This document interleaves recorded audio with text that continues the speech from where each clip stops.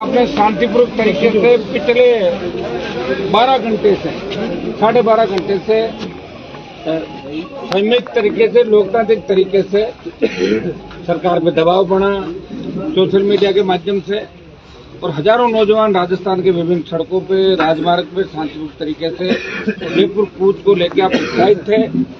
और हमारा मुख्य मुद्दा था रिया के अंदर जो अवैध बजरी निकल रही है, बजरी माफिया के खिलाफ जो आंदोलन कर रहे हैं, बजरी माफिया के खिलाफ सर्वे करा के इलीगल माइनिंग को रोका जाए। दूसरा, एसडीएम के खिलाफ कठोर कार्रवाई, माइनिंग अधिकारियों के खिलाफ कार्रवाई और 12-15 जो बिंदु थे हमारे, चाहे मेड़ता रिया के गांवों का मामला हो जो छूट गए थे गाँव आपदा के अंदर, और फसल बीमा का चाहे मामला था, तो दूसरे हमारे मामले थे रेलवे ट्रैक जो रेलवे लाइन है रास मेड़ता और पुष्कर मेड़ता, इसमें विशेष मुआवजा विशेष पैकेज मिले।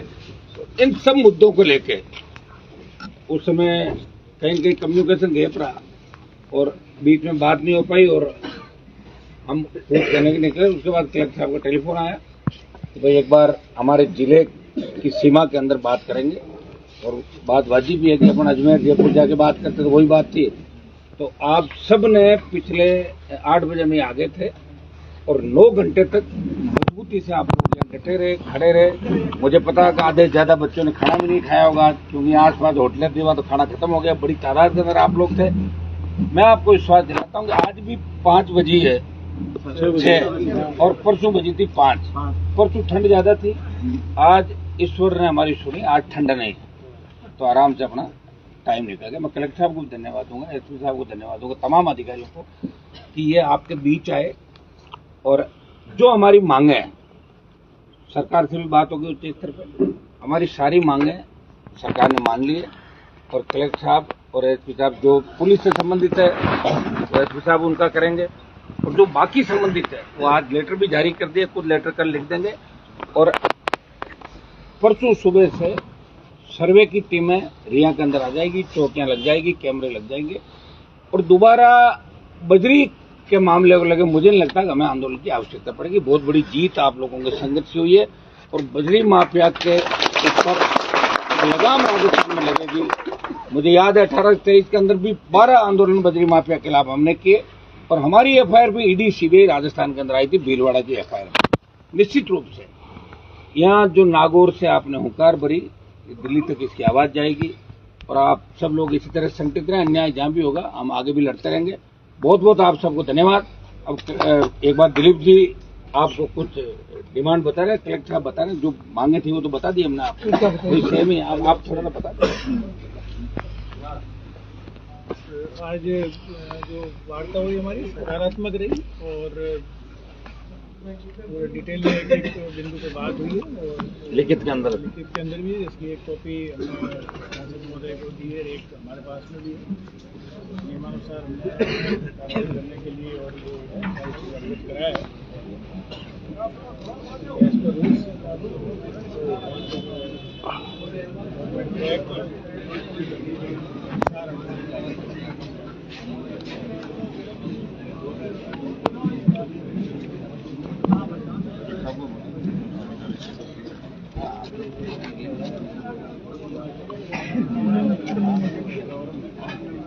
एक मिनट, जो इशू थे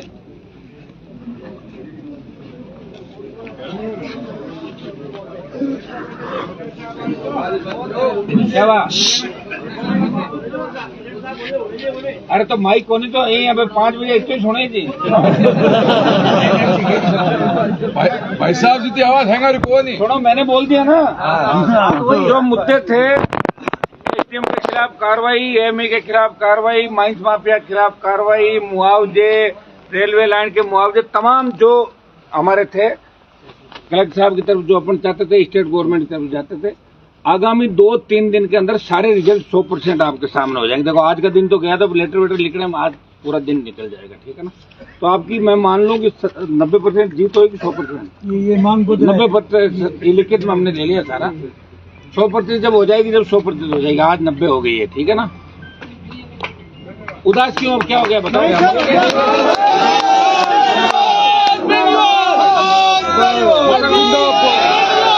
तो मैं कूच दोबारा करा देगा तो अभी कूच करा देंगे तो अभी तो आदेश से सुने मेरी बात। आप रुको एक बार, अब एक मिनट आप संबोधित कर देना। एक मिनट ऐसा बता रहे हैं जो वार्ता हुई है जिसमें प्रतिनिधिमंडल और प्रशासनिक अधिकारी, पुलिस अधिकारी सभी उपस्थित रहे। मुख्य रूप से अवैध खनन संबंधी जो मामला था, जिला पुलिस की तरफ से मैं सभी को आश्वस्त करना चाहूँगा कि अवैध खनन के प्रति जीरो टॉलरेंस की नीति है और इसी नीति के तहत आगे आने वाले समय में कार्य किया जाएगा। धन्यवाद। अब सब लोग है ना, सारा लिखित में हमने क्या हो गया।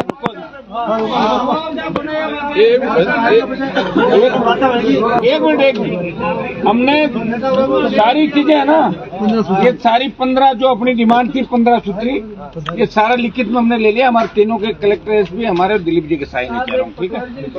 मुझे पटवारी जी कह दी रोक तो जाओ बात। अब सब लोग सुनिए मेरी बात। ऐसा है कि हमेशा आप चाहते हो वैसा 100% कभी नहीं होता, कई बार योग संयोग होता। क्योंकि रात का टाइम था और मुझे आपकी भी चिंता थी, जिस हिसाब से गाड़ियां चला रहे थे, हाईवे था सामने और कलेक्टर साहब की इच्छा थी नागौर की सीमा के अंदर वार्ता हो, 4 बजे कम्युनिकेशन गैप रहा, नहीं तो अपने रिया के अंदर ही बात हो जाती। हमें भी तकलीफ नहीं पड़ती, इनको भी नहीं पड़ती, लेकिन योग संयोग था। जो हुआ अच्छा हुआ। कूच अब वैसे 2.5-3 साल और कौन कूच करेगा, अपने को जब इच्छा और अब तैयार रहो आगे के, ऐसे नर्वस नहीं होना। ये सारे काम आपके जो आंदोलन बजरी का था, जो यहाँ भ्रष्टाचार बदमाशी हो रही थी, वो पूरे काम आज से शुरू हो गए और कल परसों शाम तक सारे काम जैसा आप चाहोगे, जैसा अपन चाह रहे हो, सारे काम आपके हो गए, दिखा लिया।